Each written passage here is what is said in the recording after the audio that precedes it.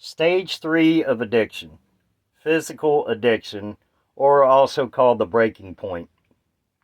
This is what I want to talk about tonight in this video. I'm very late putting my video out tonight.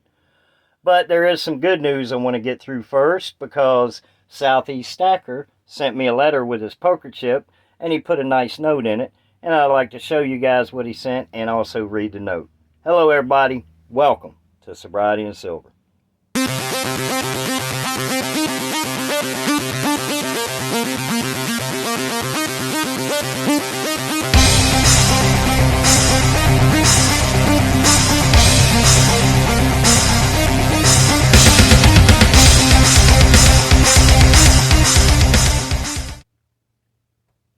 I woke up sober again this morning because I went to bed sober last night. Today is 1,156 days of continuous sobriety. Day 192 of stacking silver, living life, loving life, and enjoying the hell out of sobriety. All right, before we get into stage 3 of addiction, because I'm probably going to get graphic, I'm probably going to get personal, and a little intense, because this is something that I never thought that I would get out of. Before we do that, though, I did get a letter from Southeast Stacker today, and he sent his poker chip. I haven't taken it out of the tape yet, but I appreciate it. It will be in my videos from now on, and I am going to get a swag wall somehow in this RV and make it look nice. He also sent a little note, says Sobriety and Silver. Congratulations on your success on both your sobriety and your channel. Your channel offers more than just silver content. It offers hope as well. God bless you, brother. Strength and honor, Southeast Stacker. Man, I appreciate you, Southeast. Appreciate the note, and I appreciate the poker chip. If you guys have not checked out Southeast Stacker, check out his channel. I've learned quite a bit from him, especially what a trade dollar is. Never heard of that until I saw him showing one off on his channel, and he actually took time to explain what it was, and I appreciate that. All right, let's get into the meat of this video. Of course, I tried to take notes to make it sound all professional. I ain't doing that. Can't do it.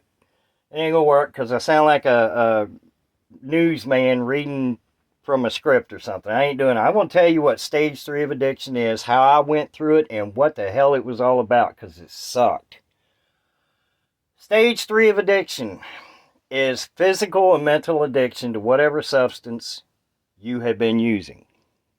Mine was alcohol, and at one point it was opiates, pills.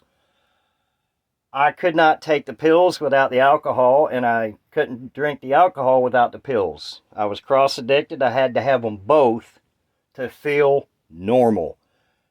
Isn't that a sorry statement, man, to be in that kind of condition? And that is exactly what addiction is. It is a destructive disease. So once you go through Stage 1, you're playing around with the substance, you're trying it out for the first time or the second time, maybe hanging out with your friends, you're doing a little bit here, you're doing a little bit there, no big deal. That's stage 1. Stage 2, you start getting a little serious about it, man. You're starting to abuse it. It's becoming more and more a part of your life. It's becoming important all of a sudden. You know, maybe you're starting to not work so well, or your job performance is not so good, or you're starting to call in here and there because you're hungover, or you possibly might be in early stages of withdrawal. That is a possibility in stage 2. You're not hitting full withdrawal, but you can experience some of the symptoms. And you can research that and find out, depending on what substance you are addicted to, what some of the early withdrawal symptoms are, because I can't go through every one of them depending on what it is you are addicted to or are addicted to. So then you get into stage 3, man, and stage 3 is when it's serious.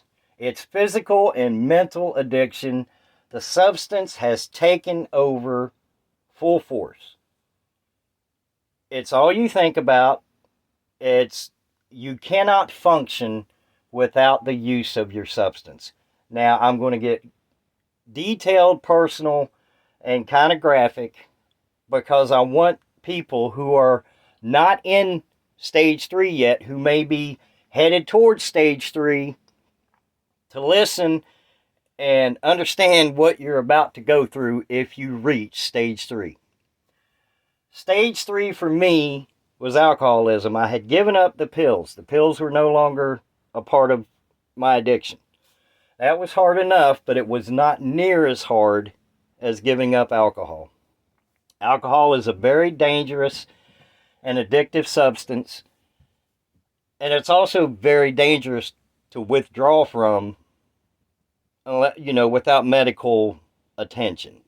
So if you are going to go through alcohol withdrawals, I highly suggest you seek medical advice and get medical help to go through them because they can be dangerous. So this is how my day would start.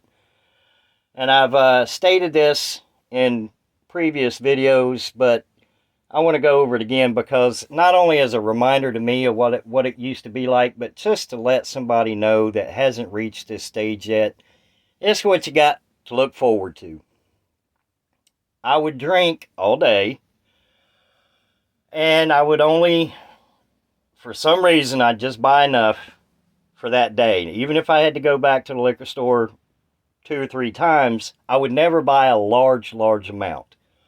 For some reason, my alcoholic brain was telling me, don't buy a whole gallon because you're spending too much money, or that's way too much.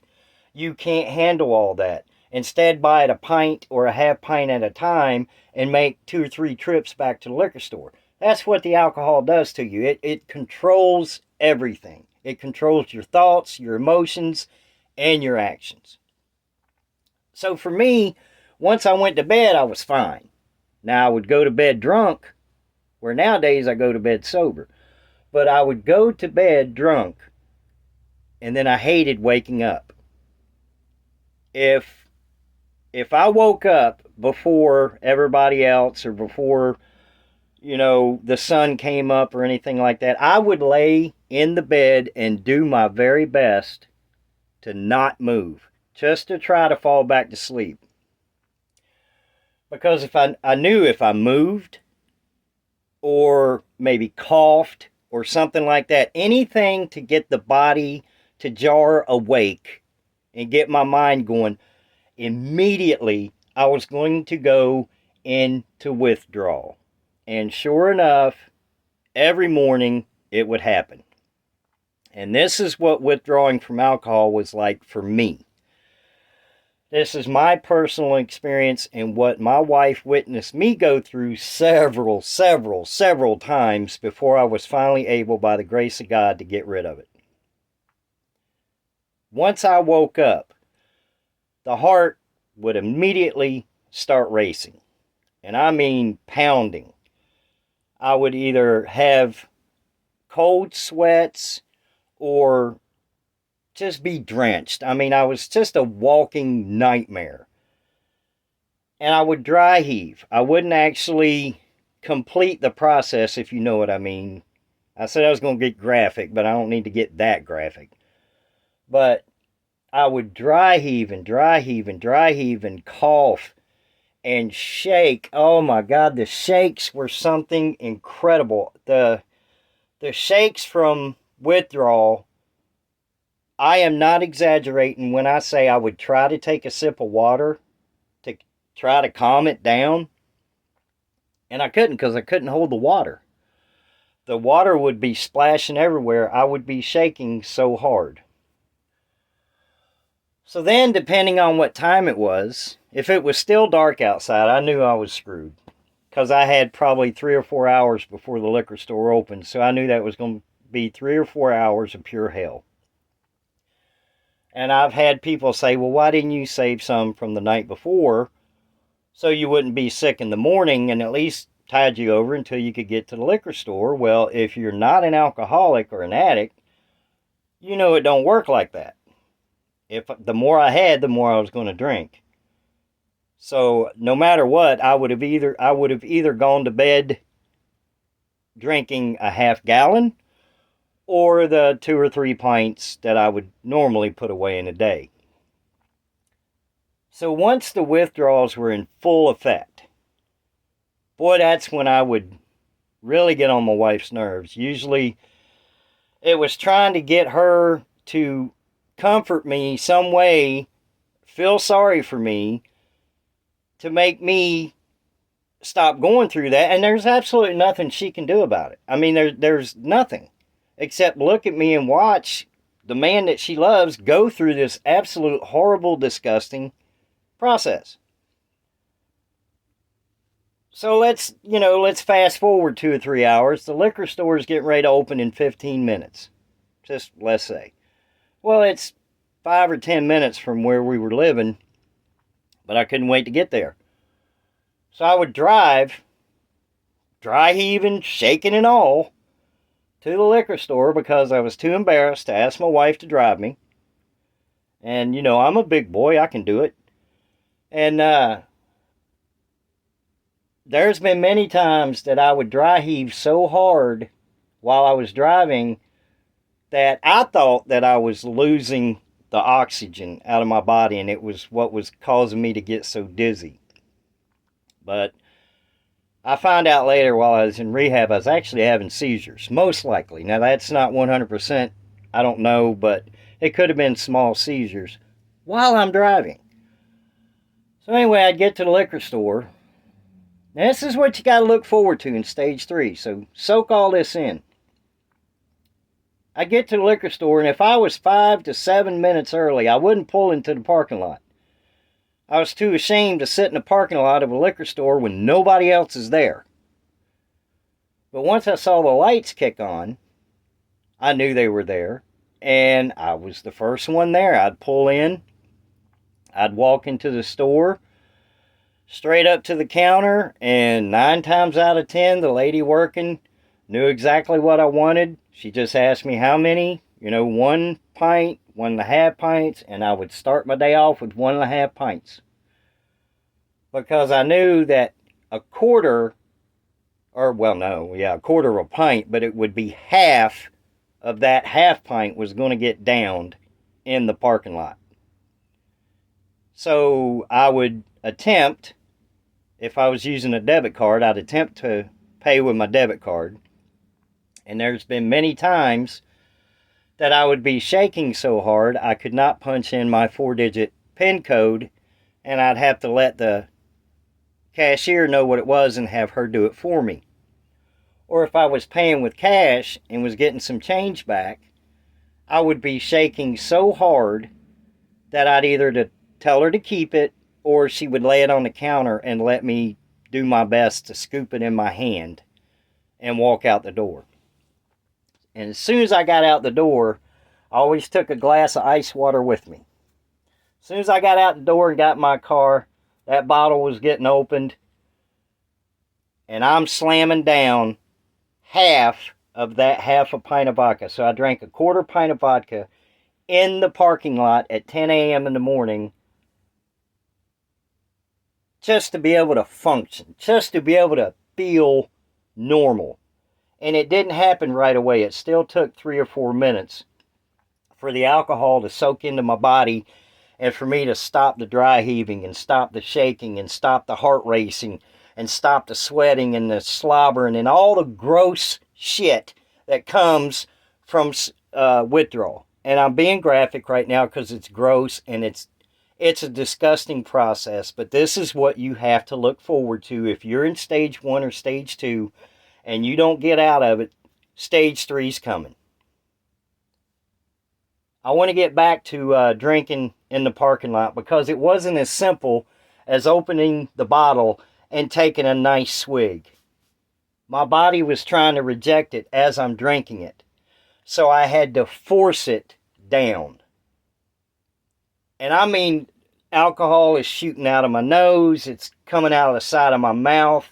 I'm trying to chase it down with ice water just to get that in my system so I can feel better. Now you tell me that's a way to live. Tell me that's how you want to live every day of your life. I did it for years. And I did it for a long time after I decided that I had had enough. And I couldn't quit. I physically could not do it. I mentally could not do it. I couldn't do it. As much as I wanted to, I had a hell of a hard time quitting alcohol. But by the grace of God, I am now 1,156 days clean and sober. You can do it too, and that's the only reason I have this out here, is I don't want to show off any silver. I don't want to show off the little bit of gold I got. I want people to believe that if you are in active addiction, you are struggling, believe you can do it, because I promise you, as bad as I was, if I can do it, you can do it. And when you do it, you're going to love life, you're going to live life, you're going to find that there's a whole new way to live, and it's absolutely beautiful, and it's amazing. Told y'all I was going to go off a little bit. I got a little carried away there. I thank you guys for listening. Thank you for spending your time with me. Guys, just believe. If you are struggling, phase 1, phase 2, phase 3, if you're in active addiction and you're physically and mentally addicted to whatever substance it is, just believe, man, because if you keep trying and you keep giving it all you got, no matter how many times you've relapsed or what we considered failed, I don't call it failed, anytime you try and give it an honest effort to quit drinking or using and you relapse, try again. Just keep trying. Going to bed sober, waking up sober is a win. You guys have a beautiful night, and I'll see you in the next video.